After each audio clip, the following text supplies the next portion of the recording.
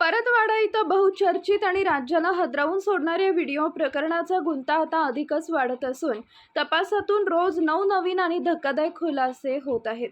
या सर्व धक्कादायक प्रकाराचं मुख्य केंद्र अमरावती शहरातील कटोरा नाका भागात असलेली कमाल रेसिडेन्सी ही इमारत ठरली आहे।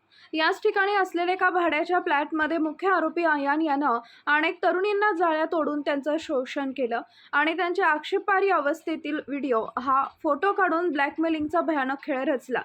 तब्बल 180 मुलींसोबत हा धक्कादायक प्रकार घडल्याचं तपासात समोर आलंय। या संपूर्ण प्रकरणाचा थरार ज्या इमारतीत घडला तेथील स्थानिक नागरिक आता उघडपणे बोलू लागले आहेत। कमाल रेसिडेन्सीच्या 3ऱ्या मजल्यावर हा फ्लॅट असून तिथंच हा सर्व अंधारलेला कारभार चालायचा। याच इमारतीत 2ऱ्या मजल्यावर राहणाऱ्या एका शेजाऱ्याला अत्यंत महत्त्वाची माहिती दिली आहे। त्यांच्या सांगण्यानुसार आरोपी अयान याच्याकडे दिवसरात्र मुलींची ये-जा सुरू असायची। विशेषतः 18 ते 19 वर्षाच्या तरुण मुली तिथं नेहमी यायच्या आणि रात्री उशिरापर्यंत तिथंच थांबायच्या। या मुली आपली ओळख लपवण्यासाठी कायम बुरका किंवा ओढणीनं चेहरा झाकून घेत असत, जेणेकरून त्यांना कुणीही ओळखू नये। शेजाऱ्यांना या सर्व संशयास्पद हालचालींची कुणकुण लागली होती। त्यांनी या प्रकाराबद्दल फ्लॅट मालकिणीला अनेकदा माहिती दिली आणि सावध केले, परंतु त्यांनी अत्यंत गंभीर बाबींकडे सातत्याने दुर्लक्ष केले।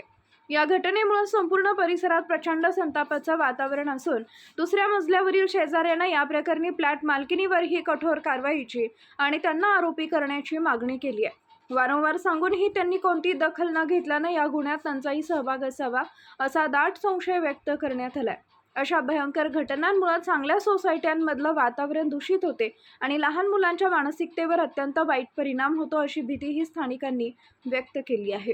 पोलिसांची चाहूल लागताच याच इमारतीत राहणारा मानव नावाचा दुसरा तरुण आपल्या रूमला कुलूप लावून फरार झालेला आहे, ज्यामुळे संशयात अधिकच भर पडली आहे। सध्या अमरावती ग्रामीण पोलिसांनी तातडीनं पावलं उचलत या फ्लॅटला सील ठोकलाय।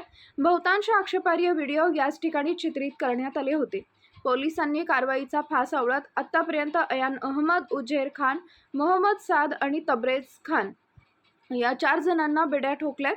आतापर्यंत 8 पीडित मुलींची ओळख पटवण्यात पोलिसांना यश आलं असून इतरांचा शोध युद्धपातळीवर सुरू आहे। या प्रकरणाची व्याप्ती आणि गांभीर्य लक्षात घेऊन अमरावती पोलिसांनी तब्बल 47 सदस्यांचे विशेष तपास पथक गठीत केलेत आणि वेगाने तपास सुरू आहे। नवनवीन बातम्या पाहण्यासाठी आजच विदर्भ दूत न्यूज चॅनलला सबस्क्राईब करा आणि बेल आयकॉनला सुद्धा क्लिक करा।